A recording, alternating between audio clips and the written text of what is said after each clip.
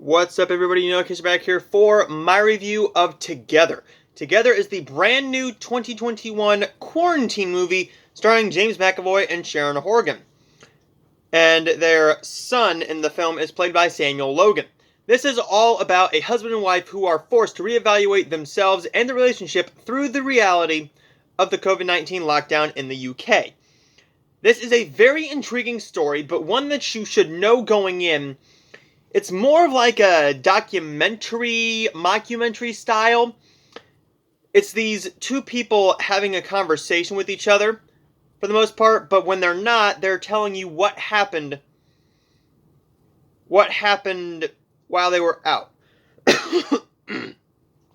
Like, for instance, James McAvoy is talking about going to get his son's favorite food, and this lady just says, hey, we don't have anything else out, and blah, blah, blah. So it's this big, easy film. However, this should have been better than it was, because this takes place during the COVID-19 pandemic, and this was filmed, I think, between April and May, from what I've read. This is a movie that should have been a little more funny, and there's just moments here that just don't fit. You're watching a real family, and you're just not all that intrigued about it. Together was a very interesting film to me. I was supposed to get a screener for it, and I did get my screener, but then they did not tell me that it expired soon. So that was on Bleecker Street. But anyways, Together is a film that's not going to intrigue everybody. You're either going to like this film or you're not. There's no you're all going to like this film, or you're not going to all like this film. This is a very divisive film.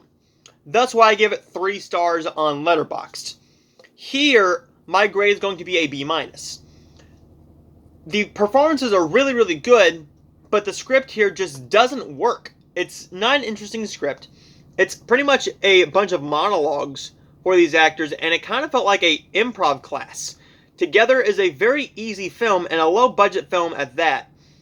But Together should have been better and funnier. It's funny, but it's more about the emotional impact of what's going on, because they are stuck with each other all the time. They don't get away from each other all that much. It's just these 3 people. The son isn't in the movie a whole lot. Most of it is about the husband and wife, who are just named he and she in the film, kind of like in Mother and Father. Sorry, Mother and Father. This movie just hinges on the fact that you're supposed to be so engrossing these characters when you don't quite know them yet. You're getting to know the relationship, and you're getting to know them. However, you're just not that comfortable with this couple.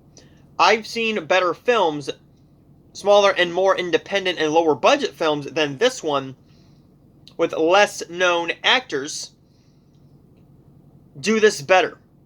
Particularly with Hallmark. Hallmark does this very well.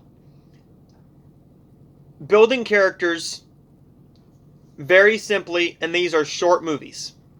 The movie here is 87 minutes, and it should have been maybe a short film. I don't think this needed to be feature length. There's just a portion of the movie where most of the time they're just fighting and complaining how they like each other, but they don't love each other anymore.